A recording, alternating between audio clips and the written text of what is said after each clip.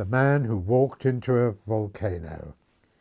Well, that man, according to legend, was the Greek philosopher poet Empedocles, who lived in some time around the 5th century BC, perhaps even a bit earlier.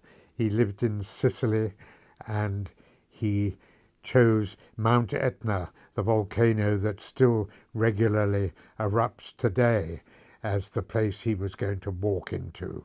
And by all accounts, that's what he did. It is debatable whether it's a historical event or not. Empedocles was the man who gave us the concept of the world as consisting of 4 elements: earth, air, fire, and water. He was a bit of a mystic, and I think he was desperate to show or somehow prove that man's existence continued after death, and that somehow when people died they went to join the gods, and he felt that he was going to become a god, and he wanted other people to believe it as well. And he thought, I know, I'll show them that I will walk the walk as well as talking the talk, so I will walk into a volcano and become a god. And that's what he did. And everyone thought that was that.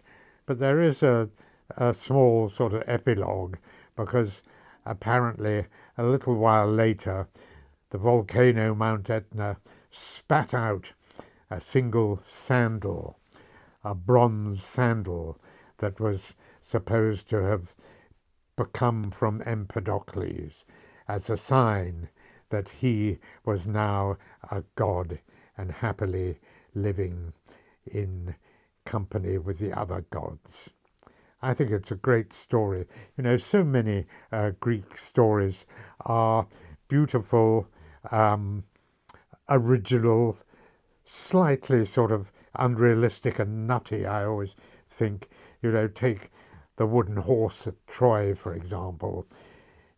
Is it likely that a Greek general would have suddenly said, you know, I've got an idea, let's build a wooden horse and put some soldiers in it and then go away and hide and see if the Trojans come out of their city and take the horse in, and then we'll be able to conquer them. You know, it's a great idea for a sort of children's book, but would they really have done that? Well, maybe they did. Or the story of, Icarus, who made himself wings out of wax and feathers and flew too near the sun, and the wax melted and he crashed to earth. I mean, slightly nutty. And today he wouldn't have had a chance. Everyone would, health and safety would have stopped him in his tracks. And it's a pity in a way, because the Greeks were so sort of good with their original thinking and putting things into action. Take Archimedes, his famous story of him in his bath discovering that objects displace their weight in water. You can just imagine him, I'm sure that's a true story of him rushing out and telling everyone of his discovery, still dripping wet with water. Anyway, Empedocles is a great example of somebody who's walking the walk as well as talking the talk. He said, I'm going to go into a volcano to prove I'm a god, and that's what he did.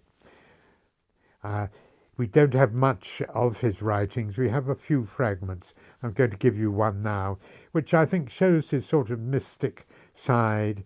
I think it's rather delightful, actually. It's only in translation, but here we are. I have been a boy and a girl, a bush and a bird, and a silent fish in the sea. I wept and I wandered, For I am a god, no longer mortal, and walk among you. I like that. Good for you, Empedocles, the man who walked into a volcano. Thanks for listening.